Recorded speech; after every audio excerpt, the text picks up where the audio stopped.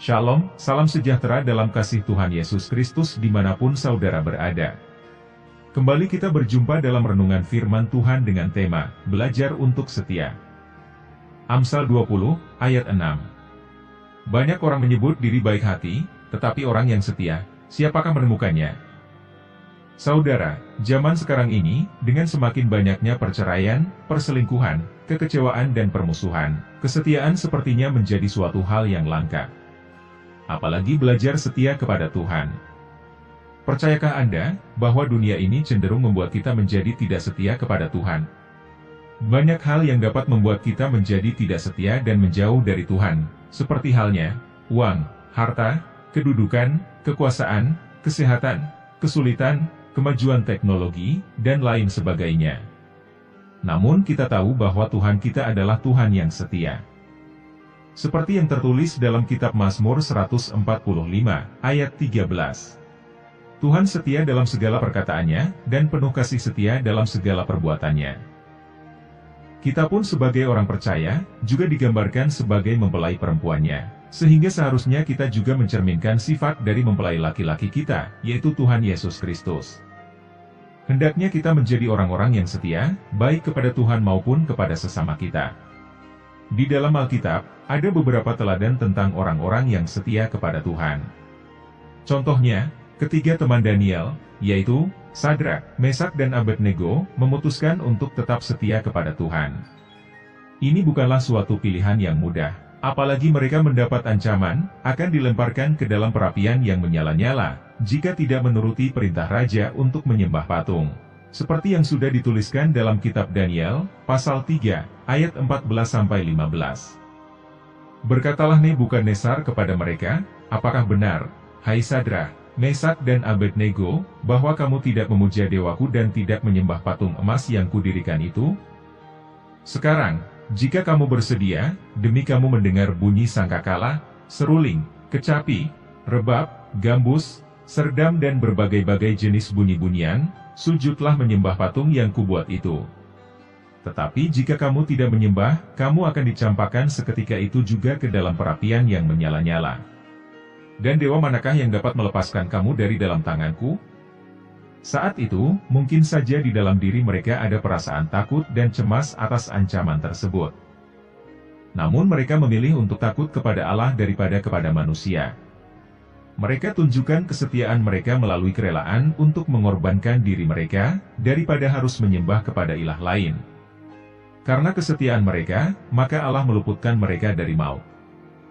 Melalui peristiwa ini kita diingatkan kembali, apakah kita masih tetap setia pada Tuhan, jikalau suatu saat kepentingan pribadi kita terancam, atau ketika rencana kita tidak berjalan sesuai yang kita inginkan, masihkah kita setia berpegang pada Tuhan? Tokoh lainnya, yaitu Ayub, juga adalah orang yang setia kepada Tuhan. Walaupun dia mengalami banyak sekali pencobaan berat, tetapi tidak sekalipun dia menyangkal Tuhan.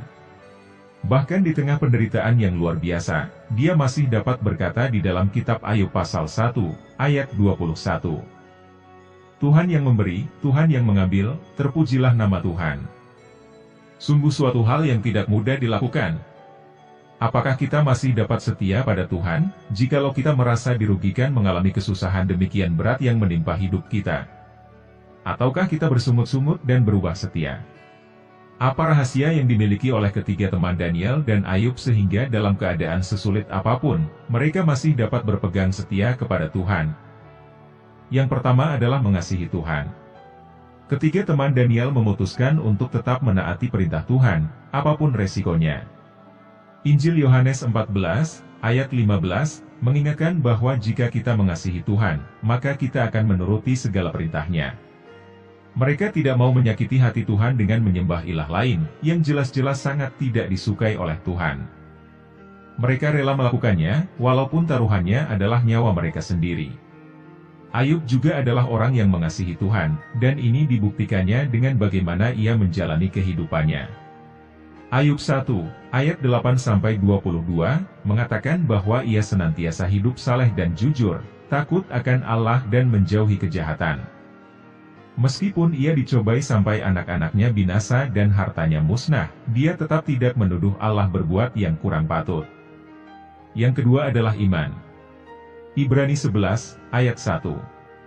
Iman merupakan dasar dari segala sesuatu yang kita harapkan dan bukti dari segala sesuatu yang belum kita lihat.